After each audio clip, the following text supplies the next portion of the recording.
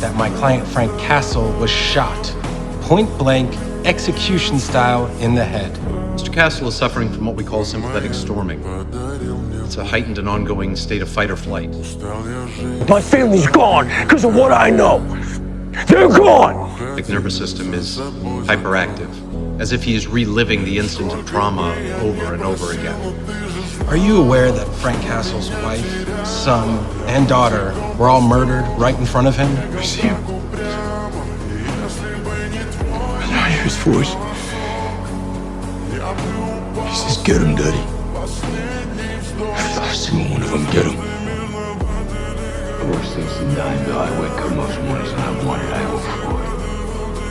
You don't wish you about that, would you? You will.